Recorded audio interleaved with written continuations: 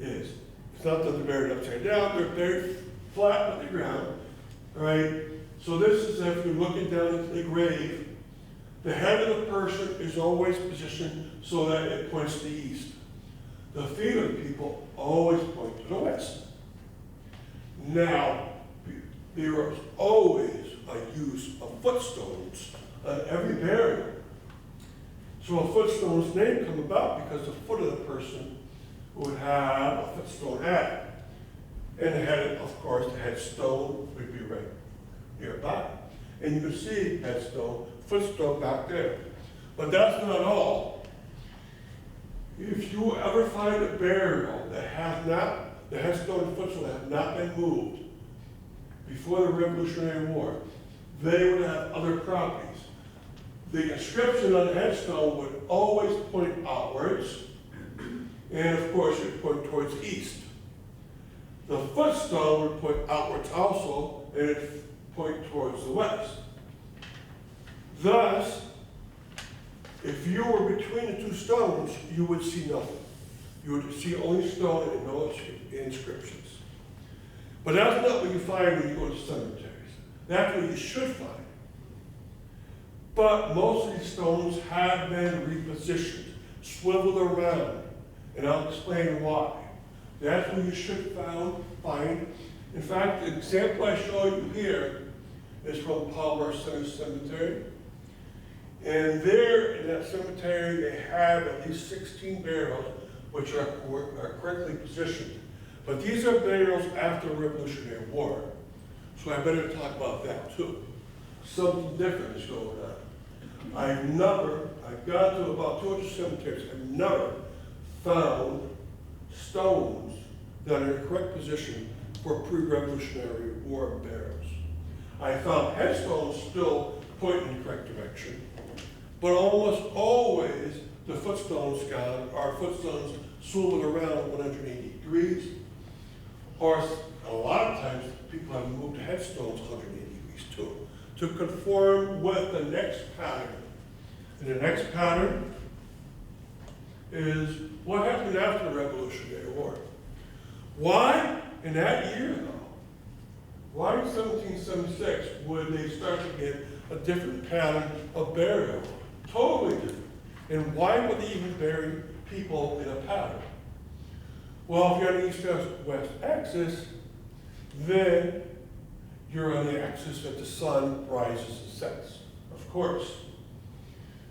People after the Revolutionary War were buried in this pattern. Again, you're looking down into the grave. The head of the person would be towards the west, feet towards the east. So the burial stones are now opposite from what locations they had beforehand. Inscriptions still outwards. And there was a taboo that you would never walk on the ground of a buried person. Thus, to find the burials, you have to walk in the aisles between the burials, and they always left 2 feet between the footstone and the next person's headstone, and the headstone of this person and the next person's footstone. There was always 2 feet. So a person could walk between these aisles and see the inscriptions on the outside. Okay, why are you burying people though on the east-west axis, and why did this shift? After the Revolutionary War, America gets its own religious philosophy, more than a British philosophy. The American philosophy is you deserve, upon the resurrection day, to have your upper torso rise up, and you deserve to see God come for you on Resurrection Day. That's the philosophy. That means before the Revolutionary War, the philosophy was totally different, because they were, if their upper body rose up on Resurrection Day, pre-Revolutionary War, you would rise and face the west. Why the west? The resurrection was thought to Protestants to happen in the east. Well, think about the old-time Protestant ministers, especially the ones associated with Northampton, like a Jonathan Edwards And he had a famous quote that proudly explains this. He says that we're all sinners in the hands of an angry God. You do not deserve to see the resurrection. You don't want to see it because that judge would be very angry. So that philosophy changed drastically from the British philosophy to a new American philosophy. And it changed very quickly. Things in Massachusetts, 1775, started the revolution, changed very quickly. In fact, I think there's about 362 communities in Massachusetts. 40 of them have the same birthday, exact same birthday. Because on August 23rd, 1775, the Massachusetts government says every precinct and district, not yet a town, has now their independence in Massachusetts. There were 40 precincts and districts, not yet a town at that point, and every one of those got their birthday the same day. So around here, South Hadley got his birthday. Ludlow, Wilbraham, Southampton, and then out west, out east, they got many more. Things changed drastically in these years, even on a religious sense. And that's why this happens. So sometimes when you go to cemeteries and not change around much, you see headstones point west, headstones point east, and you can start to see this pattern from around. And this held up to 1831, and still until garden-style cemeteries came to Massachusetts. And then you could be pointed any direction. It didn't matter anymore, because even the word burial ground was gone. Cemetery came in, right? And two movements happened. On the right-hand side, the rural cemetery movement started in Massachusetts and swept across the United States. And you could have positions any direction because they used curved path and curved arrangement of stones. Footstones survived as a tradition to the late 1830s, and then they went away. But if it was only that, then the cemeteries would still look the same from the 1700s to now. But something even more drastic happened, and that's on the left-hand side, the American Cemetery Beautification Movement. Also swept the United States from about the 1870s to about 1910. So cemeteries were taken out of almost every downtown location they were in across the United States. Very few survived. Boston did have a few survivals. Chicago, New York, they don't have downtown cemeteries because during those 40-year spans, people in the United States said that cemeteries should look beautiful and they should be on the outskirts of town, should look like garden-style cemeteries or rural cemeteries. And so let's move entire cemeteries, and if we can't, let's rearrange the cemeteries so they look beautiful. And let's rearrange the gravestones so they point in the same direction, and make sure that at least the front 3 rows point right towards the road so people can see how beautiful the stones are. Sure, beautification, but it destroyed history. So when you go to a lot of these cemeteries, they have been changed drastically.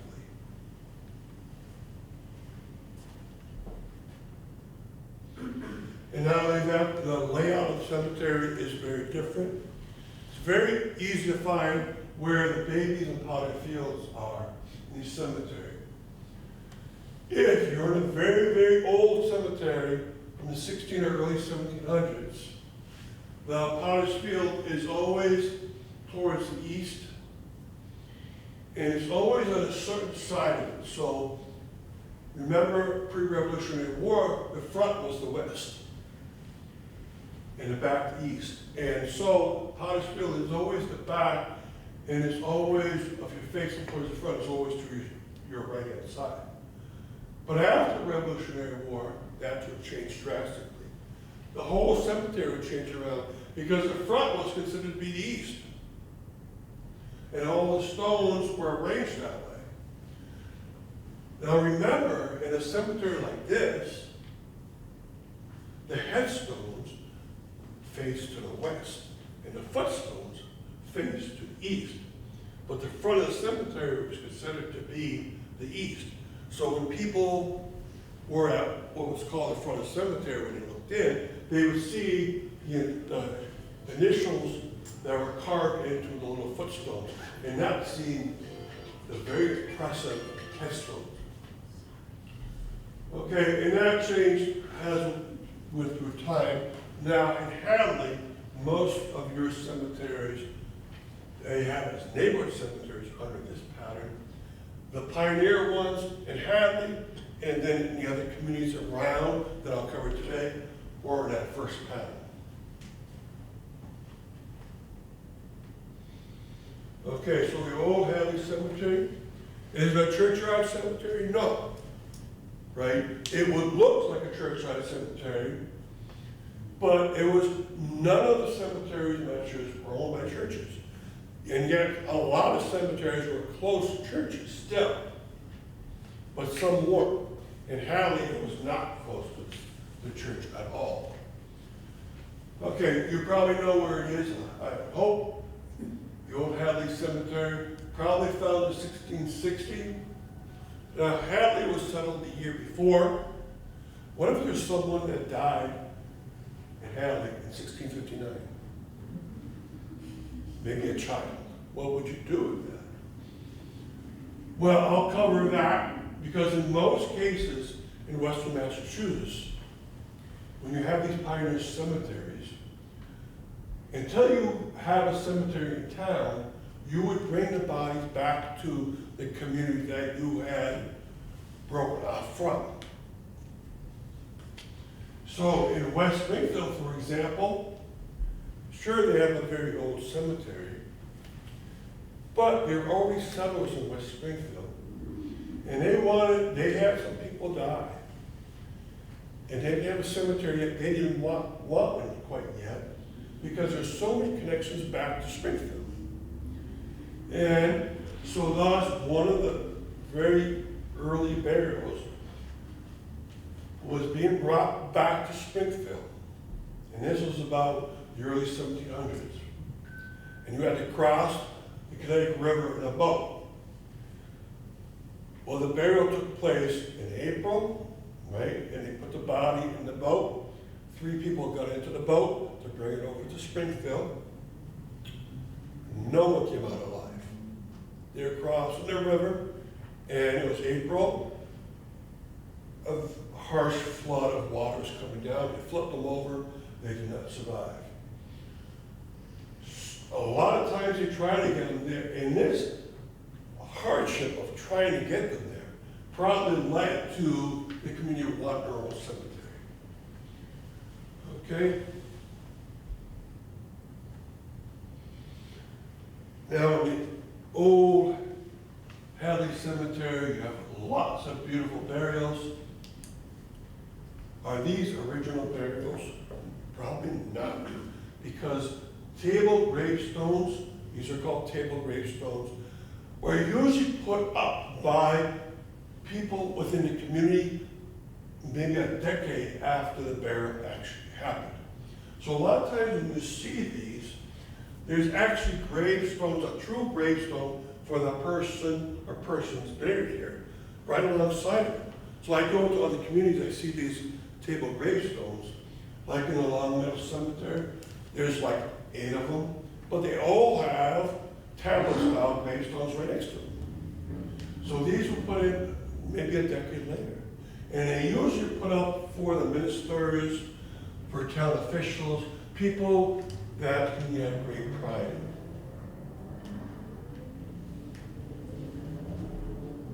in. Okay, now this is a very old cemetery, one of the oldest of Massachusetts.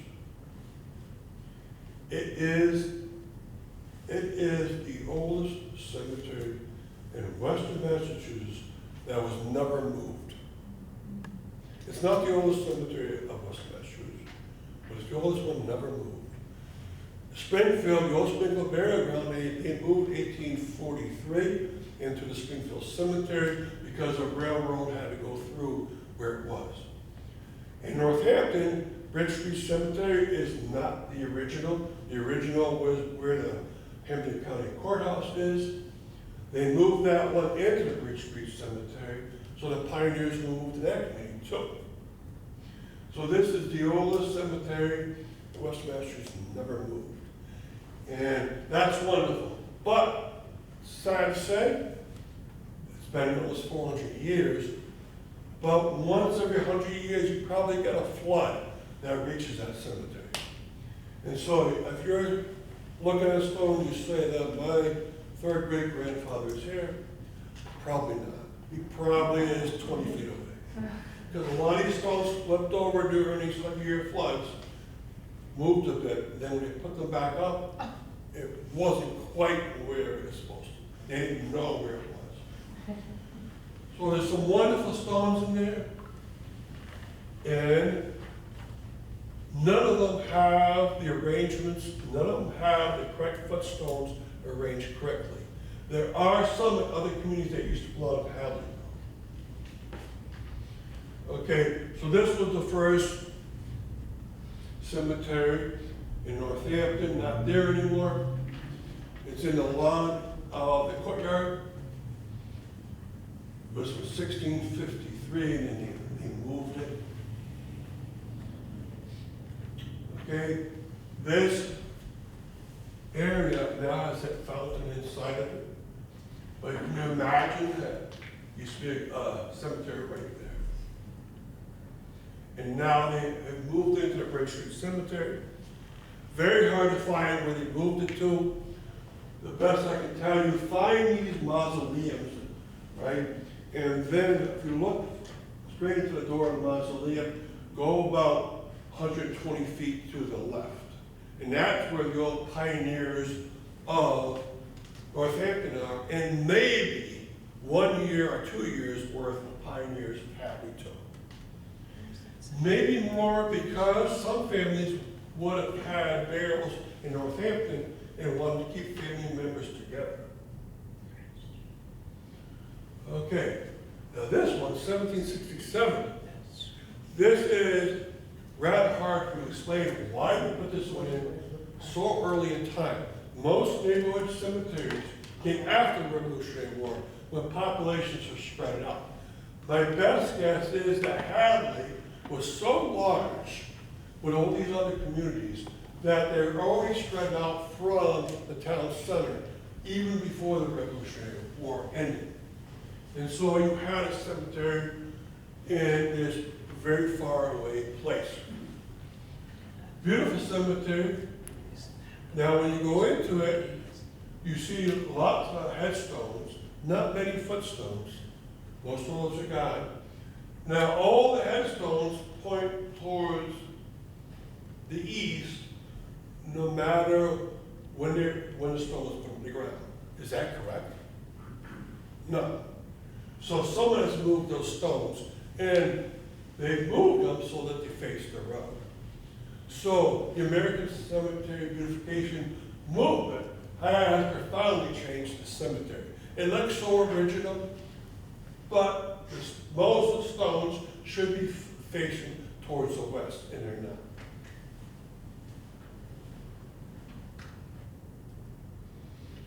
Okay, these are some of the stones.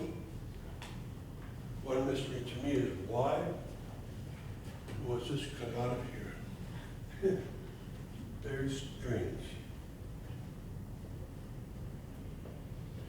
Now, a lot of cemeteries before 17 are from about 1730 to about 1830 use brownstones. And the brownstone gravestones always came from East Long Meadow.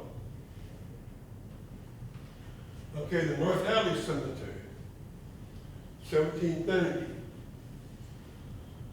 This one came around as Paul Neighborhood Cemetery.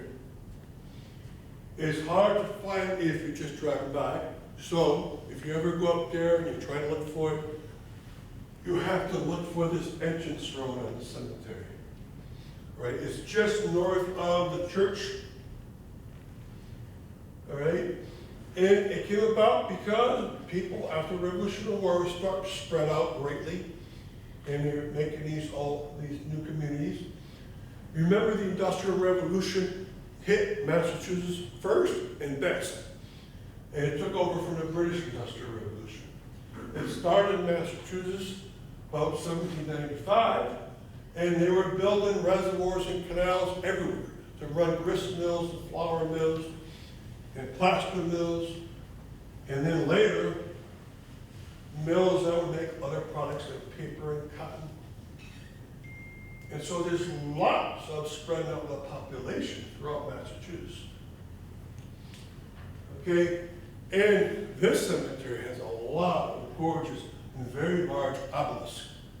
You can imagine how much money that obelisk would cost nowadays, in a range of $10,000 to make that and put it in, at very least. Okay, now the Plainville Cemetery. This one's out in the farmland towards the east. And it's a wonderful cemetery. It is on the east-west axis. And all burials should be, it's after the Revolutionary War, surely all burial stones should point towards the west, but they don't. They switch them around because that interior roadway was in the middle, and sometimes they switch the stones so they face towards the roadway. But I like this because inside there, if you visit, one of the first stones you meet on the right, first column, first row, is the Howard family. And the Howard family had 3 men from the family die during the course of that Civil War. Okay, look at this second one down. Charles Howard died in Andersonville in 1864. But that is very common. Because in Andersonville, the Southern forces were horrible in the way they treated their POWs. In Andersonville, in that year, maybe at least 10,000, maybe up to 20,000 people died in that prisoner of war camp. And it was turned into a national cemetery, and most of the burials have been found and marked off, right? But he had 2 brothers, and they're also buried there. You can see the 3 stars right in front of the gravestone. And there's another family towards the right as you go in, but more towards the back. And the inscriptions are in the back of the stone. So this one, you have to search for this, and you find that the Cullis family had also members of the family died in the Civil War, 2 of them in 1864. Okay, the Russellville Cemetery. 1826, this would come around. Definitely a neighborhood cemetery again. All well organized. Now, if you go look for the old barrels inside of there and see if they're positioned correctly, again, from 1826 to about 1831, the very oldest burials should be towards, inscription towards the west. But everything points towards the east. So even there, they moved them around. But this is very common. Again, every cemetery they did this to. But it's a very well-kept cemetery. And a lot of stones are being well-kept within Hadley as best they can. So someone's been cleaning them. Oh, they have a little star on this one. I didn't notice that. And that's because I put a star on this one because this cemetery is 200 years old this year. So it's his birthday. All right, and it does have one Civil War burial within it, John Russell. And the Russell family is definitely represented very strongly here. Okay, now we're going to go into the process of cemeteries in other towns that used to belong to Hadley, and the cemetery was made before the town broke off. All right, and I found 6 of them. And these are those. And you can see on the list they gave you, I put the list of the cemeteries in order by the year that they were formed. Help you out. Notice they're very similar. Notice the first one is a Baptist cemetery, and all the others are pioneer cemeteries, mostly used by the congregational religion. Okay, most of this information is about the cemeteries, and part of it is on your grid I gave you. But this shows you when the cemetery was made relative to when the town broke away. Notice that the Hill Cemetery was made 1 year before the town broke away. Hatfield, for 8 years, probably used the old Hadley burial ground. They had the same problem though. They would have to cross the river to do burials. And that's one of the reasons they got upset enough that they made their own town. Because they were across the river and it was very hard to go to town meetings, so forth. Okay, so we're going to cover each one of these in turn, and especially we're going to cover the second one down a lot because it's been moved. And these 6 stars point out where those cemeteries are. And this year, I'm going to give a tour in the one in Hatfield. All right, North Cemetery in Grandin. This is a Baptist cemetery. And notice the headstone and footstone are right together. Instead of being about 5 or 6 feet away from the headstone, it's right together. It's still there. Why did I choose this one? Well, it's the first burial in the cemetery. How could I possibly know that for sure? That's very hard to know. Records for almost every one of these old cemeteries are long gone. So when you say that the old Hadley Cemetery was made in 1660, that's a guess. Right, there's an old stone here that says 1660, it might be older. Or it might be that stone came later, maybe the burial's not even here. But this person, the gravestone tells you it's the first burial in the cemetery. And North Cemetery belonged to Hadley for about 5 years. And it tells you because the inscription is very hard to read nowadays, but someone 90 years ago wrote down what it said. It's for Levi Clark. Here lies the body of Levi Clark, the son of Seth Clark, and Mary his wife. He died January 11th, 1764, aged 8 years, 5 months. Here I have begun a congregation, which you now here may see. It won't be long ere you will throng into the grave with me. This I have said as from the dead, therefore get ready too, for you must one day ask. And then the rest is below the ground. It cannot be read. It's the first burial in the cemetery. His father was the minister of the church. The church was right next to the cemetery. The father and mother are buried in other locations around Western Massachusetts. But this quote is repeated in one more Baptist cemetery, and that one's in Belchtown. The exact same quote, except another person's name on it. Every time the Baptists moved, they made a new cemetery, and they used this to put onto the first burial in that cemetery. Here I've begun a congregation. A congregation means people, whether alive or dead. And so this person has begun a congregation of dead people. There's a person named George Fabian, buried in the Dark Corner Cemetery of Buckstown, which belonged to the same Baptist group, and he has the same epitaph, except his name is put up. So amazingly, this stone tells you it's the first burial there. And this was still happening at that point. What were Baptists doing out there? Well, the Congregationalists were the major religion. Baptists came in and we want to do different things from you. Congregationalists did not like the Baptists did not like the Congregationalists. As you know, Roger Williams got chased out of or left on his own with the Rhode Island, and that happened over and over again.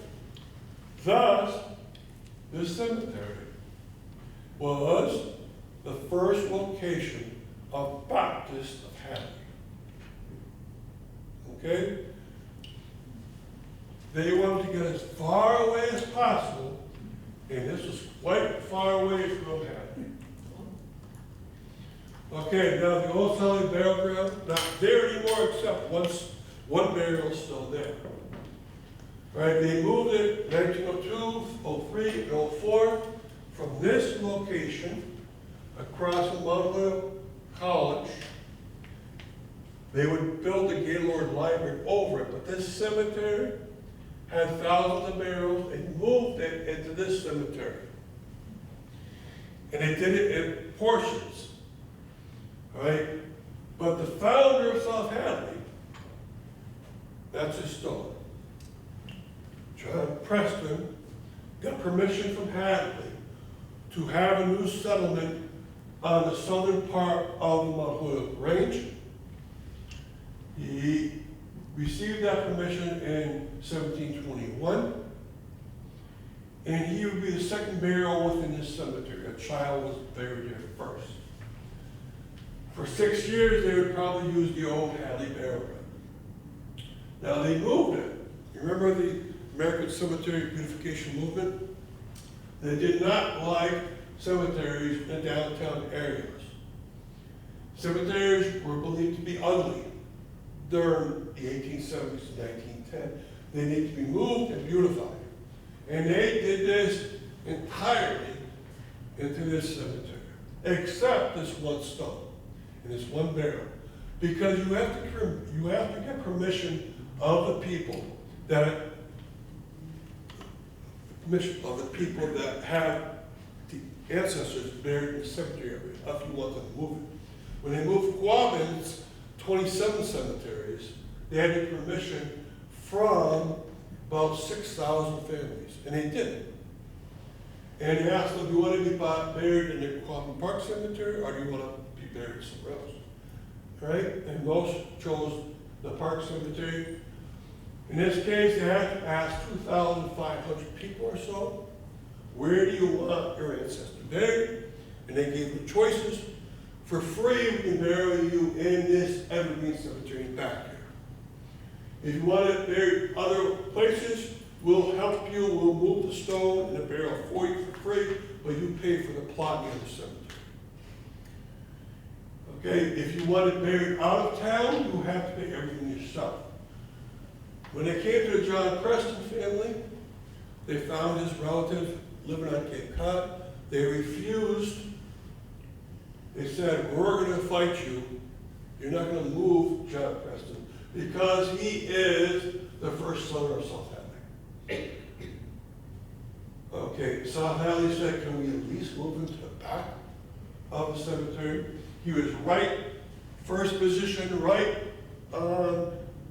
almost 10 feet away from the side. So they moved him to the very back on the edge of the woods, and there he stays. You can barely read the inscription 300 years later. Okay, the burials movements took place. In 1902, they moved about 500 burials, and when they did that, what they did is they asked people, do you want to move into the main body cemetery, which is very beautiful? And a lot of families said, sure, but why are you telling us this? Because the default was you were to be moved out to the side up here if you wanted them buried here. But some people wanted them buried in the most beautiful front positions of this new cemetery, Evergreen Cemetery. And they would have to pay for the plot. And not only that happened, they also bought new stones because they thought the old stones were ugly. So when you go to the front of Evergreen Cemetery, you have all these beautiful obelisks and gravestones, and they were very old, but you know they're not the original, because 1,700 people did not have obelisks. Okay, and as you moved into different years, 1703 and 1704, they started moving to the far edges of the cemetery, So in 1903, they moved further out to the side with the burials. And then in 1904, for anyone that did not have ancestors show up at all, they moved them into the very, very back. And so when you go to Evergreen Cemetery in South Hadley, you have all these very old stones in the very back, and people think that, oh, they must have moved them wholesale, and that these are all the people. No. If you count the amount of people they moved, there's about 2,000 people they moved. Okay, so South Cemetery in Belchtown, 1743. And these are some of the arrangement of stones. The Lakeville Cemetery in Belchtown, 1755. And the ground is so hilly that you have to go up and down quite a bit. And the gravestones are always a high point and not a low point because there would be water built up there. But a wonderful thing happens. Finally, in a cemetery that's associated with Hadley, you find a perfect arrangement of the headstones and gravestones. So this is Samuel Hadley, died in 1780. His headstone points towards the west, his footstone points towards the east. Right? He is buried in the middle. No one has changed that stone. And this kind of pattern is found 7 times in this cemetery. It's the only cemetery of all the ones uncovered today that the arrangement of stones is perfect and left in the original state. Okay, like you know very well, Amherst broke out from Hadley. And the cemetery was made almost right away, in 1730. Okay, and the very old burials are, if you go through the gate, you can actually see a cluster right here. Those are the old settlers from Hadley going over to Amherst. They would be buried in that grouping right there. Okay, and Emily Dickinson is there, so she's probably the most famous person buried in any of these cemeteries. Now, the Hill Cemetery in Hatfield, very old. Almost as old as the old Hadley burial ground, 1669. Okay, and here you have many, many wonderful burials. And again, a lot of these have been moved. Okay, now we're going to go fairly quickly because we covered all the Protestants and Native Americans. There are 2 Catholic cemeteries in Hadley. If you were a Catholic before those cemeteries were made, where would you be buried? That's a very hard question. And it was so hard that it took me years to figure out what was going on with the Catholics, very old Catholic burials. Right? The first Catholic cemetery in Massachusetts is this St. Augustine Cemetery, right, made in 1818. And then, from 1839, was the Holy Trinity Churchyard Cemetery, which was the second one in New England. All right, but there weren't many Catholics yet in Hadley. Most of them would come in the 1840s because the Industrial Revolution was starting to hit very strongly by the end of the 1820s. Most of the first mill workers were Yankee New Englanders. But by the start of the 1840s, the Catholics from Quebec and Ireland were flooded into the country. By 1848, by the Great Famine, they would flood in even more. There weren't many mill jobs in Hadley. Most of the mill jobs were in the places you expect, Chicopee, Ludlow, Hoyle. But Catholics came up here. And if you look at the census records of 1840, 1850, you'll find them if you look enough. Because, sure, go to the mill jobs, go to the mill cities, but what if you didn't like that? Or what if you couldn't find a job there? You would come to places like Hadley, Amherst, and Northampton because you can get a job as a maid in the household or a cook. or on a farm, it could be a farmhand. So you start to find a lot of Catholics coming to Hadley about 1840. So the very old cemeteries come about in Western Massachusetts. This is the oldest Catholic cemetery in Western Massachusetts, the first one within about 40 miles. So all the Catholics of Western Massachusetts are buried here during the 1840s until the next one comes around, which is very soon thereafter. They were so poor. Look at that cemetery. There are, in that cemetery, thousands of burials, many thousands of burials. And yet, there's another picture of it. And yet, only 400 people have their name inscribed on stones. There are 8,000 people buried here. It filled up in 70 years. It was owned by the Catholic diocese, 8,000 people in 70 years, because even when other Catholic cemeteries came around, this was the potter's field for the Catholics. Most of the stones came long afterwards. The Catholics could not afford the stones. They could not afford the burials. The Catholic Church was paying for all the burials. So when you go there, you see very few stones, and you think it's not filled up. It's entirely filled up. Okay, but soon after St. Matthew's came around, the St. Mary's Cemetery of Northampton came around. And this would be heavily used by Hadley people. It probably started about 1848 or so. And if you look at my map, I cut off one letter. G, here it is. It was on King Street. But that's not where you find the St. Mary's Cemetery in Northampton.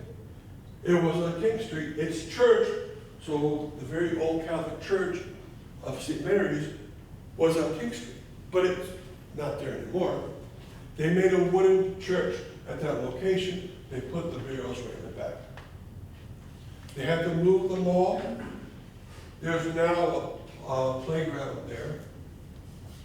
They moved them all up, further up north of Northampton, moved up to this cemetery up here.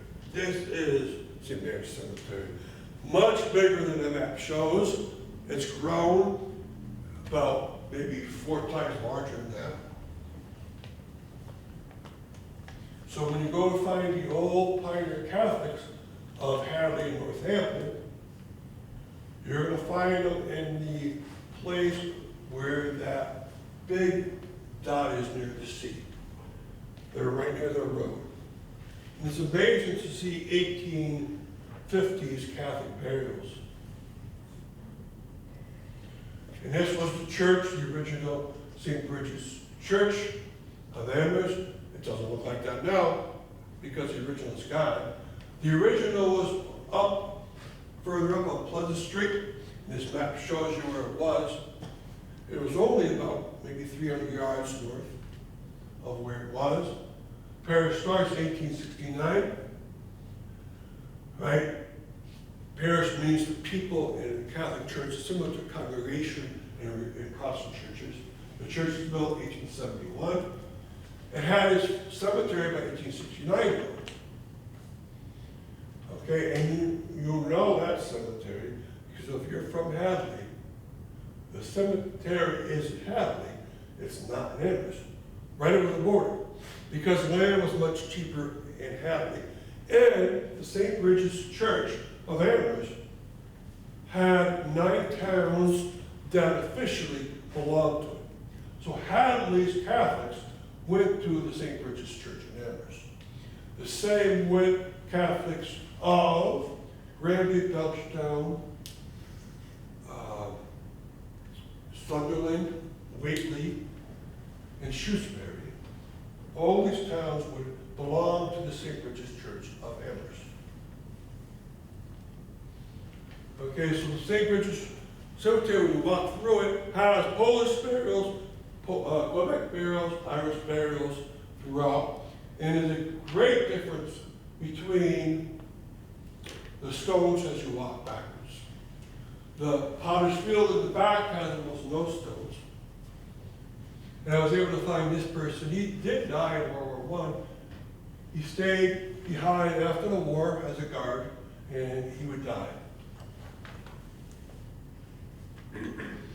Okay, then the next cemetery along, the Holy Rosary Cemetery, proposed ethnic groups. Okay, and this cemetery is having its birthday, 100th birthday, this year. So it was made in the year 1926. This area with the cross is where the priests are buried. And you can see the birthday stone over there, 1926. You can see all Polish, you can see somewhat French, and somewhat English as you walk through. That is a mausoleum, so the person buried inside there, their names on the front side, and then the person who gave it to them was their daughter, who was a sister of Providence nun. And it started his birthday. Okay, how about Jewish people of Hadley? Well, there's 2 cemeteries in Northampton. Okay, the first one will start in 1895. It's in the very northern tip of Northampton, called the Hebrew Society Cemetery, laid out in a lawn style. And then right next to it is the one that belonged to the synagogue that was in Northampton. So if there was Jewish people in Hadley, they belonged to the Congregation of Benai Israel Cemetery. Benai means son, started in 1906. Used to be a beautiful fence along there, and that's long gone. You can see the pillars for it still. Okay, so a lot of information here. So if you have questions now, you can ask it. Or go to my website and you can see all these cemeteries with a lot of information, and you can learn about it. If you have a person that you know who does genealogy, tell them. This might help them figure out where their ancestors buried. Where a Catholic ancestor from 1870 might be buried. Very hard question, because the death record's not going to tell you that until about 1904. So you might be able to figure out where they really are. Okay, any questions? Thank you.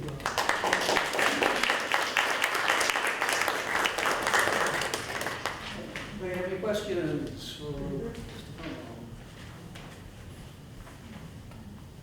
Why did they take the initiative to move cemeteries? Because the Gilded Age, 1870 to 1910, America had such a great thought of themselves, as if they were the new, like they're the modern Greece. They were the harbinger of a great future. In the Gilded Age, everything had to be beautiful. And cemeteries were considered not to be beautiful, especially downtown. And so they started to move them. And it ruined history unless you know how to reproduce it. And when World War I started, the Gilded Age ended right away because they realized maybe we're not as great as we thought if we have a war like this. And since then, our mentality has changed greatly. Any more questions? I've noticed that a lot of the headstones that are from usually the 1700s have these kind of poetic inscriptions on them, a little morbid. Would the person have picked that out before they passed, or was that something that their family chose, or how did that get selected? Probably the family liked it because it was a nice biblical quote or a nice quote. Mm-hmm. They put it up there. And they were grave carvers all over the valley. There's a person named Bob Drinkwater, I think he lives in Amherst, who's wonderful at explaining inscriptions. So try to remember that name, Bob Drinkwater. Go to a talk that he gives. He's all over the place. So, on that note, all the old Hadley, old stones were photographed by Bob, 1999, I think. And we have they photographed, and the inscriptions were copied, and then the library has the books. So a lot of times you go to the cemetery, you can't make out the inscription, or even know where the grave, who's buried there. But Bob did a great job documenting what the gravestones look like and what the inscription said, and we have them. Town Hall, Library, Historical Society has those books, if you're interested in a particular one. Now, these gravestones also changed greatly after the Revolutionary War, because the same mentality changed. The people thought better of themselves, that they deserved God. Before the Revolutionary War, if you look at the top of the old gravestones, they have things like demons and devils, right? And very harsh epitaphs. After the Revolutionary War, you have angels and souls and knife content, because the mentality came out, we deserve this, right? It wasn't the old British philosophy anymore. All right, any more questions? I have a question. Were all those towns you mentioned originally part of Hadley? Yes. So in other words, the cemeteries were started and they were no longer in Hadley because they became a new town? Yes. Okay. So this Old Salt Height Burial Ground belonged officially to Hadley for 54 years. Now Northampton was never a part of Hadley, was it? No. So these old burial records, like South Hadley's old burial records, they would keep records until 1775 when they became a town. And before that, the churches should keep them, they probably lost them. So you mentioned in 2 examples that the first burial was of a child. Is that typical, or is it just kind of first come, first served? Oh, the infant mortality rate was horrible. In every century you go back, it was worse. If you look at 1900 death records for any town in the city of Massachusetts, just scroll through them on familysearch.org. Scroll through. And in a mill town or mill city, you'll find children dying at an incredible rate. Especially big mill cities like Fall River, Hoyle, Chicopee. The life expectancy in Fall River was 27 years old. Not because the adults were dying, it was because the children were dying. Same with Hoyle, life expectancy in 1900 was 28 years old because the children died. And so when you go to these old cemeteries, they have big potter's fields, but you don't see it in a place like Hadley because you have these sicknesses hit. If you could see 1800 data, it'd be worse. If you could see 1700 data, it'd be even worse. They think that 1,000 years ago, the life expectancy was 10 years old. How is that possible? That's impossible.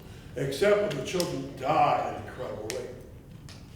And you understand why women would have 10 kids.